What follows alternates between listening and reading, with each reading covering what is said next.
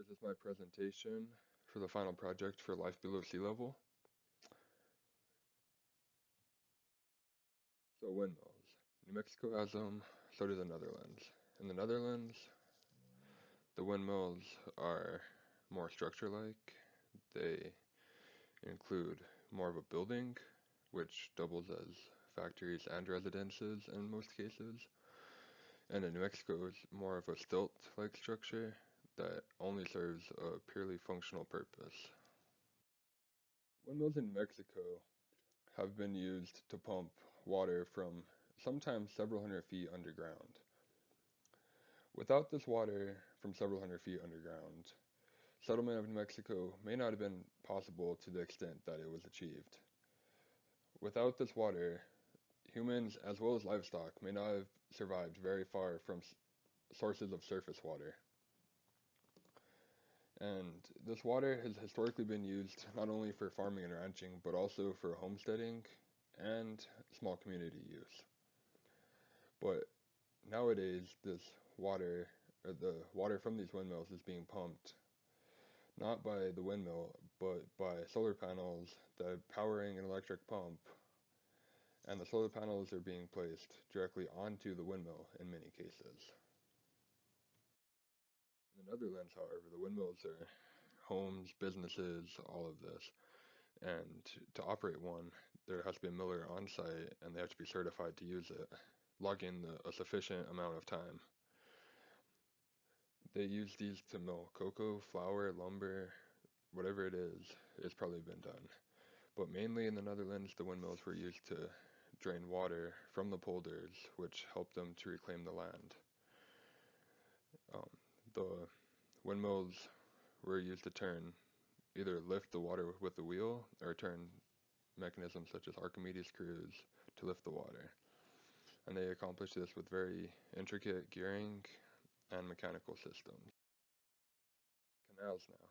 So canals in the Netherlands are used to transport water out of the dike and levee systems and into an open water system where it can be drained and will not refill into the polders. The canals, however, are also used for the transportation of people, goods, and services, and have been for a long time, and that is why the Netherlands was once a great sea power. And the canals are also used for recreational use, business use, and tourism.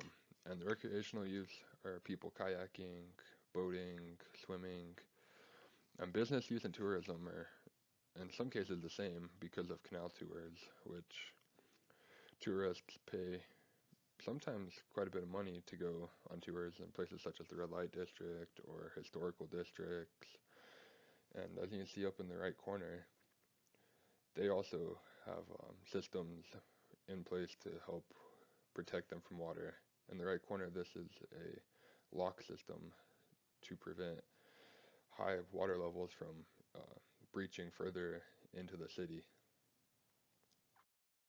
In New Mexico, however, we have arroyos, and while most of the year they are dry, they, when the monsoon rains hit, they typically fill up really quickly and they run really fast and carry a lot of water. And this can be quite dangerous. And in May of 2018, like for example, 6 people were caught in an arroyo and one of them was killed.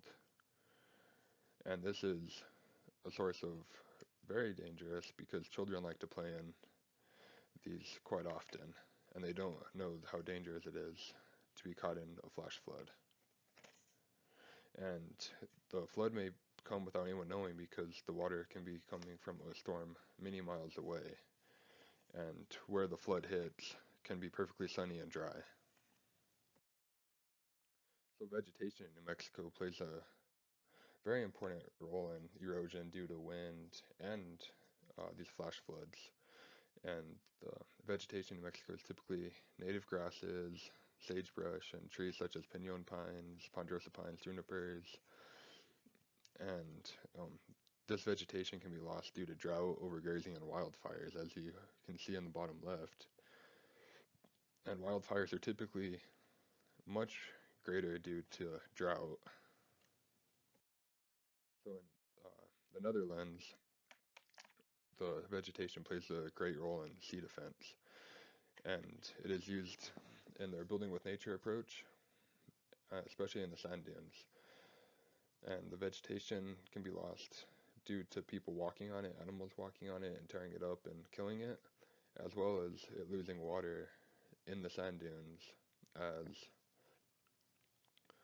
as the cities drain the water from the sand dunes to use for their local water supply. And so the new sand dunes typically consist of just grasses and maybe minor shrubbery. And as you go into more mature and the older sand dunes, those typically have forests and lots more shrubbery, lots more grass, a lot more vegetation, and it can support a lot more diverse wildlife population, as well as help filter water more efficiently. So, as part of my graduate um, requirement, I had to discuss a problem and provide a conceptual solution. So my problem I chose to discuss was the stormwater that flows through channels in Albuquerque coming from monsoon rains. And this water has immense energy. It moves fast and carries lots of trash and sediment towards the river. And these floods can cause lots of damage to property, to lives, but they can also kill people. So the solution I proposed was to create a wider floodplain type of area, and this goes very similar to the Dutch's Room for the River project, where they're widening floodplains, moving the levees back, and deepening floodplains so the water has more room to expand and move naturally, and that dissipates energy. The water moves a lot slower, and it gives trash and debris a chance to either float to the top or settle to the bottom before it reaches the river. And with some unique placement of screens and other structures, some of this trash can likely be filtered out before it reaches the river, thus causing less problems downstream and leading to a healthier ecosystem. And another thing that would be cool to look at while um, implementing this would be diverting some of this water to the Albuquerque's water treatment plant. Albuquerque's water treatment plant has been looking at ways to store and hold this excess runoff that Albuquerque gets from monsoon rains to aid in their supply, especially during drought season when the river can be running quite low and they may not have enough, or they may be short on water to treat for the city.